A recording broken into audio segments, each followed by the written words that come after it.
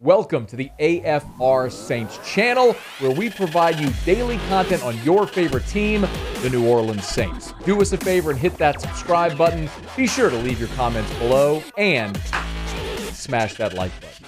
Who dat? We have known all along, Sean Payton's the one who said it, that the New Orleans Saints had cornerback as a must position.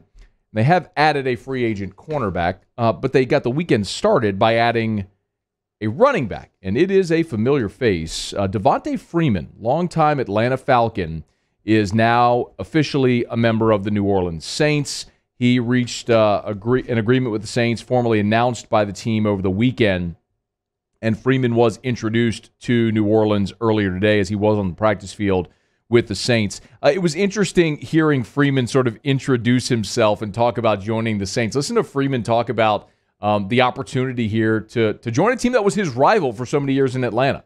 It's like this, all right, when I was in Atlanta, this is our biggest rival, you know what I'm saying? And the colors, I love the colors. I've always been a Saints fan. It just sucks because we had to compete against the Saints when I was in Atlanta twice a year, and then it was a rivalry thing, But yeah, just to be here, and so many greats come out of here, and just to be under Coach Sean's offense and just be on the team is like, it's a surreal moment. One of the other things that I love so much, Paul, put that graphic back up if you would. The Saints in their Welcome to New Orleans graphic, they have a picture of Devonta Freeman in a Giants uniform. Freeman last year, after getting cut by Atlanta, was picked up by the Giants after Saquon Barkley's injury and only played 5 games last year with the Giants. So in his lengthy NFL career, his shortest stint was 5 games with the Giants, but that's the picture that the Saints digital media chose to use in the graphic, which total respect, by the way. I tell you this all the time. Sean Payton loves him some NFC South guys. You know the list: Curtis Lofton, Kurt Coleman, A.J. Klein, Jameis Winston, Quan Alexander. Of course, he was came here with after being with San Francisco, but long time had been with the Bucs. Roman Harper left New Orleans, went to Carolina. They brought him back. Sean Payton loves guys from the division. Now, Devonta Freeman, and last week it was Brian Poole, who had spent a chunk of his career with the Falcons. Sean Payton loves bringing in NFC South guys.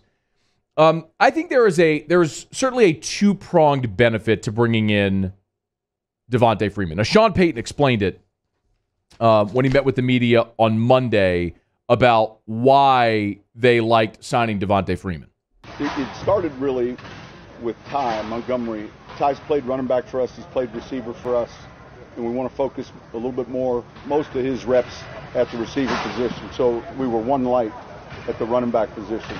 Now, when it comes to Devonta, he's someone we're familiar with, obviously, having played against him for a number of years. He gives you good versatility, both in the run and the pass. Look, I've been a big fan. We've seen him, and so I think it's a good addition for us in the room. I really think there's some versatility he brings, and I'm excited about that. So when you look specifically at bringing in Devonta Freeman, again, two-pronged benefit. Sean Payton there talked about Ty Montgomery.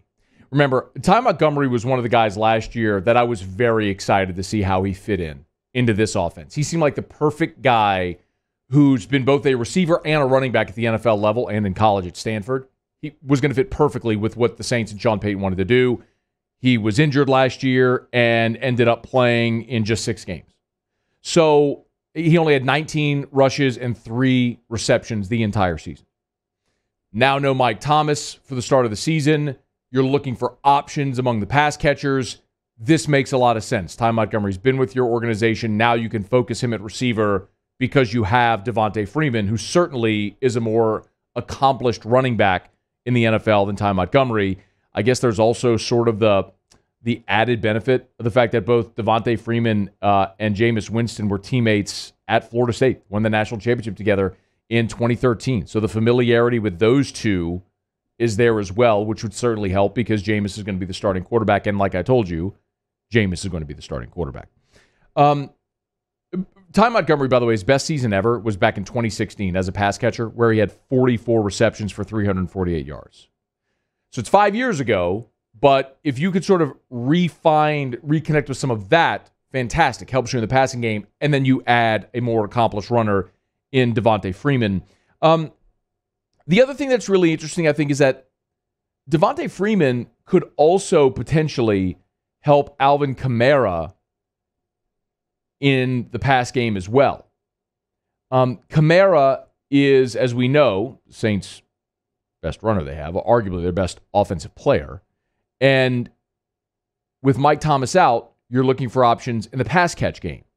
Clearly, they're going to lean very heavily on Alvin Kamara. You allow Kamara to be more of a pass catcher, you put another talented runner on the field in Devonta Freeman. I know we're going to talk a lot about his age. Freeman is 29 years old, but look, Latavius Murray present, is 32 years old.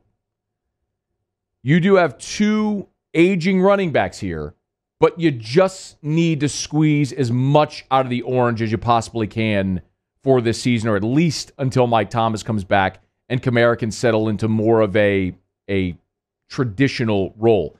When you look at Devonta Freeman, though, his productivity really hasn't been there since 2017.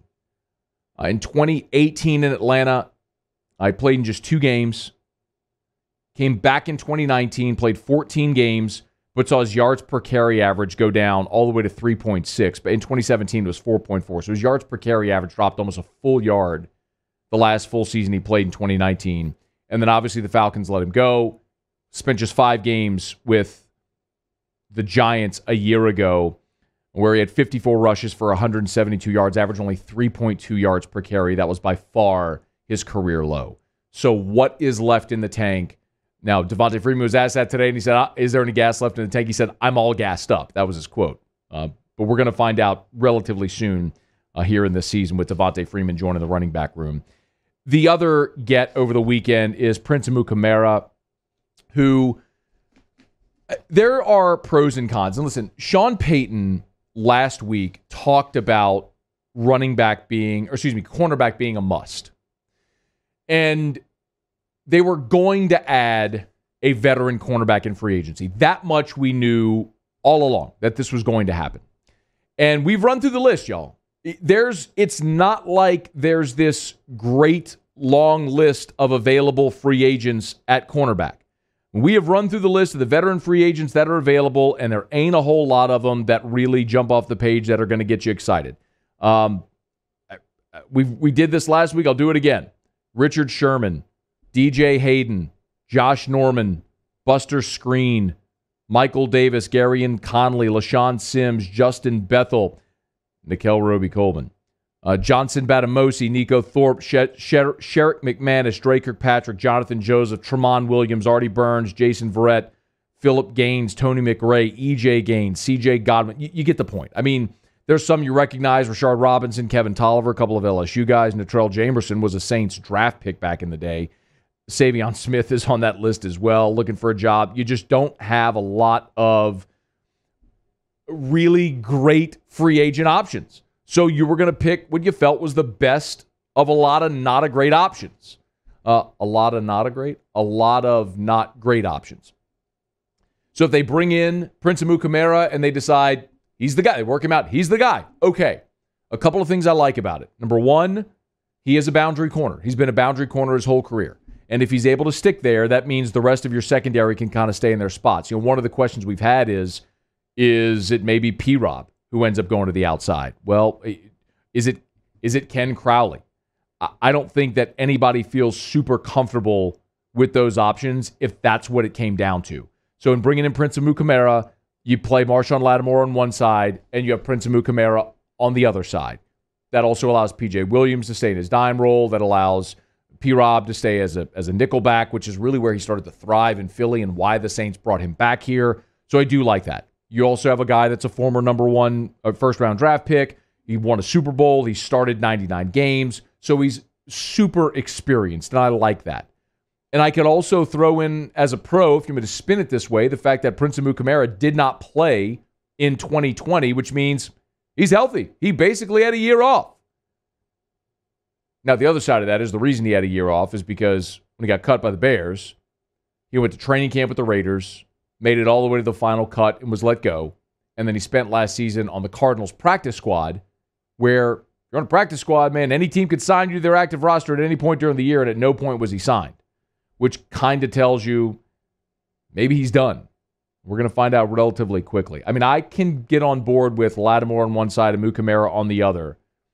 The real big issue that you run into, obviously, is what if Lattimore is suspended? And when he serves that suspension, now you have Prince Amukamara as your number one, and who? Ken Crowley? Or P-Rob? Or Paulson Adebo as a rookie? It makes for a very uncomfortable situation if that plays out that way. For what it's worth, Sean Payton, after practice today, did talk about bringing in Prince Amukamara, and here's what Sean Payton had to say when asked about bringing in the free agent cornerback. The handful of these guys I just mentioned have played at a high level, and it's an area where we were one short on our numbers and had a good workout, so felt like we needed to add a corner to the group. We'll see how he does, but he's long. He fits kind of what we're looking for relative to his size and good makeup, tough.